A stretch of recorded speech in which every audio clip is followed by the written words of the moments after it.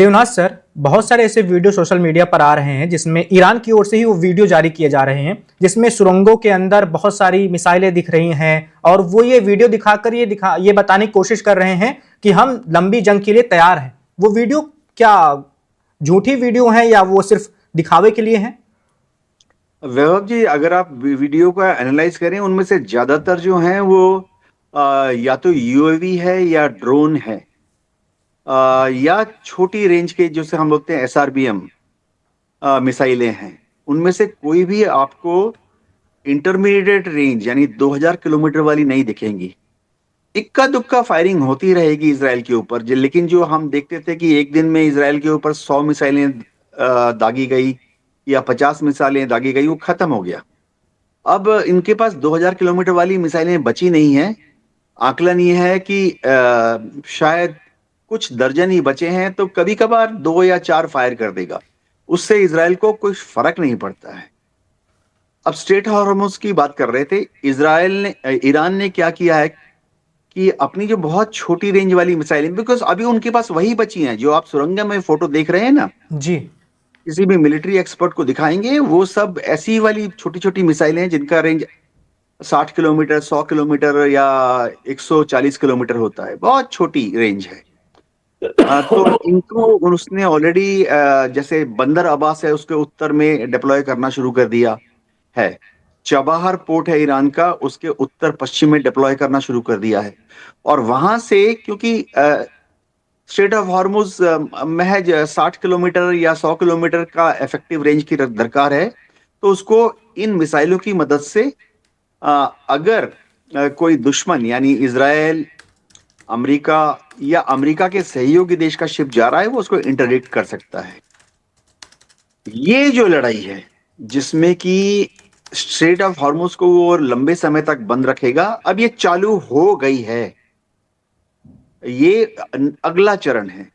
तो जैसे हम फौज में इस्तेमाल करते हैं, फेज 1 खत्म हो गया है जिसमें वो इजराइल के ऊपर हमले कर रहा था। फेज 2 खत्म होने वाला है जिसमें वो खाड़ी देशों के ऊपर हमले कर रहा था।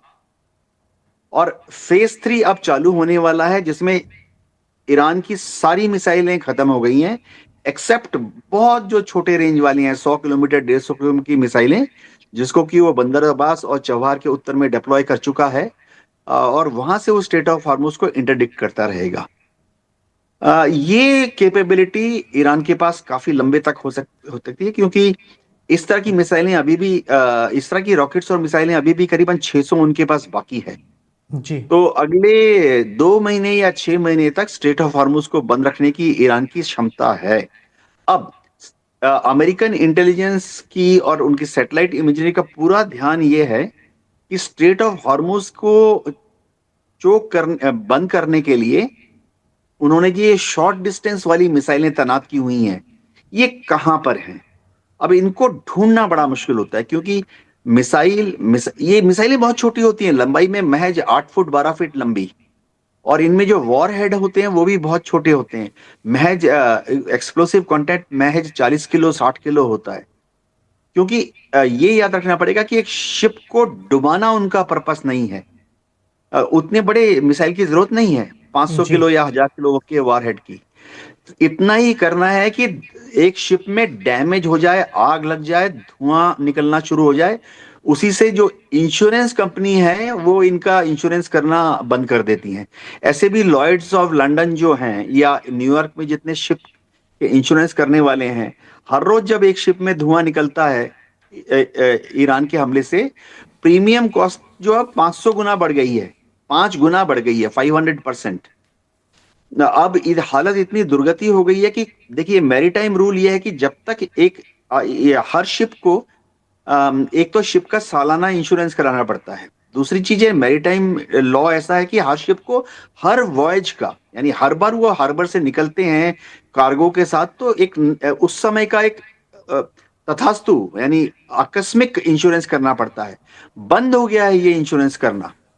तो जब तक वो लॉयड्स ऑफ लंदन या न्यूयॉर्क में जो शिपिंग एजेंट्स हैं ये इंश्योरेंस नहीं कर पा रहे हैं, तो वो स्ट्रेट ऑफ हॉर्मुज के इस तरफ यानी पर्शियन गल्फ में, या स्ट्रेट ऑफ हॉर्मुज के इस तरफ यानी ओमान की खाड़ी में फंसे पड़े हैं, क्योंकि बिना इंश्योरेंस के वो जा नहीं सकते, क्योंकि एक डॉलर भी नहीं मिलेगा अगर कुछ हो जाएगा।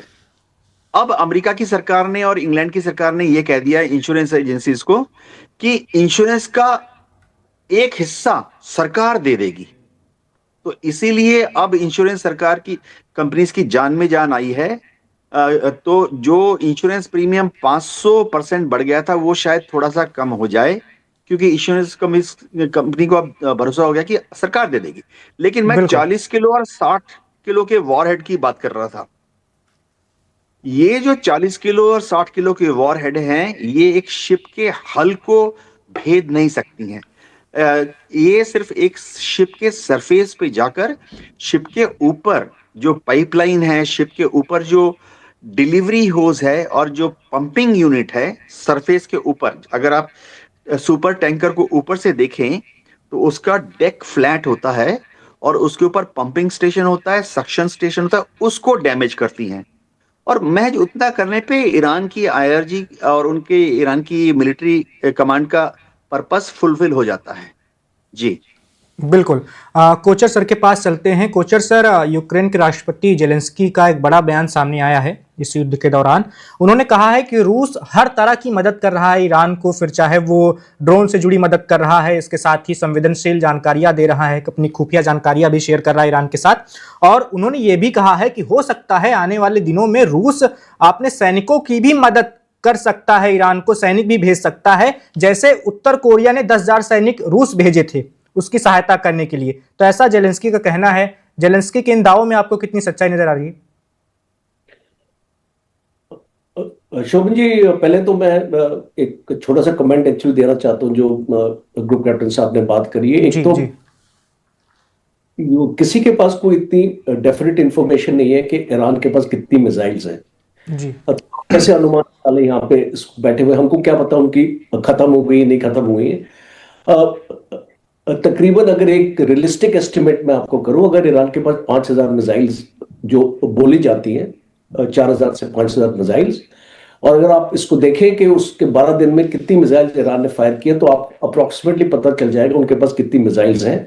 तो इसको मेरे एस्टिमेट से अभी भी 2,000 से ऊपर मिसाइल्स ईरान के पास है। अब हमको नहीं पता उसमें शॉर्ट रेंज कितनी है, मीडियम रेंज कितनी है और लॉन्ग रेंज कितनी है, बट उसका मिक्सचर है। और इसको मेरे अनुमान के मुताबिक इस ईरान के पास अभी भी लॉजिस्टिक स्टेमिना है 15-20 दिन की लड़ाई लड़ने के लिए। दूसरा जो इस मिसाइल्स का जो वॉरेंट होता है, जो शॉर्ट रेंज मिसाइल्स का वॉरेंट होता है, वो 150 केजी से स्टार्ट होता है और वो 500 केजी तक जाता है। बिकॉज 40-50 केजी के वॉरेंट में मिसाइल का कोई फायदा नहीं है, वो कोई आपका नुकसान नहीं कर सकती है। तो वॉरहेड्स भी डिफरेंट वेट के होते हैं, डिपेंडिंग अपॉन के आपको रेंज क्या देनी है मिसाइल की। अगर आपको रेंज अब तक ज्यादा देनी है तो वॉरहेड आप कम कर देंगे, और अगर आपको रेंज कम देनी है तो वॉरहेड्स को बढ़ा देंगे। तो वो फ्लेक्सिबिलिटी जो ये रहती है, हम अपने इंडियन आर्मी में भी इसी प्रकार से अपने मिसाइल्स के साथ डील करते हैं। मैंने उसके साथ डील किया हुआ, इसलिए मैं बता रहा हूँ जी। दूसरा, आपने इस ज़ेलेंस्की की बात करी। See, Zelensky is only doing propaganda, कुछ नहीं कर रहा। रशियन वहां पे लड़ रहे हैं, 4 साल से लड़ाई चल रही है। रशियन सोल्जर्स की भी इतनी वहां पे कैजुअलिटीज हुई हैं, वो अपने सोल्जर्स यहाँ क्यों भेजेंगे और किस लिए भेजेंगे? अभी कोई ग्राउंड ऑफेंसिव तो लॉन्च हो नहीं रहा, उसको सोल्जर्स आपके क्या करेंगे यहाँ पे? तो जो कोई लॉजिक नहीं है इसको ज़ेलेंस्की की स्टेटमेंट में, कोई भी लॉजिक नहीं है। बिकॉज वो आके इसको करेंगे क्या यहाँ पे, आप मुझे बताइए। तो इस जो कोई उनके पास कोई ऑब्जेक्टिव्स नहीं है, अमेरिकन सोल्जर्स है नहीं यहाँ पर। और यहाँ पे रशिया इसको मदद कर रहा है 100%। जो इंटेलिजेंस, सर्वेलेंस और रिकॉर्नेसेंस, ISR जिसको मैंने बोला था, ये जो ISR कैपेबिलिटी है, ये इसने ईरान को दे दी है। अब एग्जैक्टली ईरान के अगर आप टारगेट डैमेज असेसमेंट अगर आप देखें ईरान की, जो ईरान ने की है, उसमें आपको पता चलेगा कि काफी एक्यूरेसी है उनकी टारगेट्स में। जी जो 12 दिन की लड़ाई में हमने नहीं देखा था, आज जो इजराइल का जो नुकसान हो रहा है वो वहां पे एक ब्लैंकेट बैन अपना लगा हुआ है इजराइल में कि आप कोई भी वीडियो बना के इजराइल से बाहर भेजेंगे तो आपको 20 साल के अंदर कर दिया जाएगा। तो कोई भी ऐसी इंफॉर्मेशन इजराइल से नहीं आ रही है, बट जो हम सुनते हैं आपके इजराइल जर्नलिस्ट बात करते हैं, जब उनके जो लोग आते हैं मीडिया पे बात करते हैं, तो एक आपको इंडिकेशन मिलता है कि इजराइल का भी काफी नुकसान हुआ इस लड़ाई में। और आज मॉर्निंग में वेस्टर्न इस ईरान के ऊपर एक मेजर हमला किया इजराइल ने। और दूसरा एक लड़ाई और चल रही है वैभव जी हिजबुल्लाह के साथ। लेबनान बॉर्डर पर भी एक भीषण लड़ाई चल रही है वहां, वो उसकी भी कवरेज हो रही है टाइम टू टाइम, ये उसकी इंफॉर्मेशन हो रही है। और उसमें एक लिमिटेड ऑफेंसिव आईडीएफ ने लॉन्च कर दिया और वो लेबनान के अंदर चली गई आईडीएफ 40-50 किलोमीटर अंदर, बिकॉज लटानी जो रिवर है वो एक यूएन साउथ, और जो लटानी रिवर है वो एक यूएन मॉनिटर्ड जोन है, खास तौर पे ब्लू लाइन और इसको लेबनान बॉर्डर तक का जो एरिया है, वहां पे ना तो आईडीएफ जा सकता है ना तो हिजबुल्लाह जा सकता है। और वहां पे खाली यूएन फोर्सेस और लेबनीज की आर्मी जा सकती है, बट वहां पे इन लोगों ने टनल्स बना रखे हैं हिजबुल्लाह ने।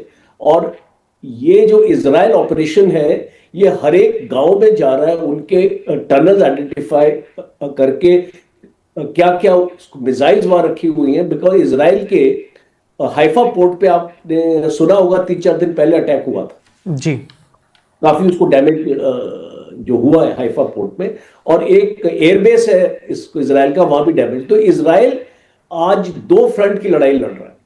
तो इसीलिए अमेरिका इस लड़ाई को बंद करना चाह रहा है, नेतन्याहू इसको लंबा खींचना चाह रहा है। सितंबर में इलेक्शन है, इसको नेतन्याहू के अगेंस्ट इतने ये करप्शन चार्जेस ये वो, अब उसकी पॉपुलैरिटी बढ़ गई है इस लड़ाई को स्टार्ट करने के बाद। तो अभी हम ये देख रहे हैं कि इजराइल नहीं चाहेगा इस लड़ाई को रोकना, और अमेरिका एक अपना एग्जिट प्लान ढूंढ रहा है। अब उसको पता नहीं चल रहा है कि वो एग्जिट प्लान वो कैसे बनाए, लोगों को कैसे कन्विंस करे कि हमने ईरान को अच्छी तरीके से मार दिए, इसलिए अब हम इस लड़ाई को बंद कर रहे हैं। तो ये एक जद्दोजहद चल रही है अमेरिकन माइंड्स पे।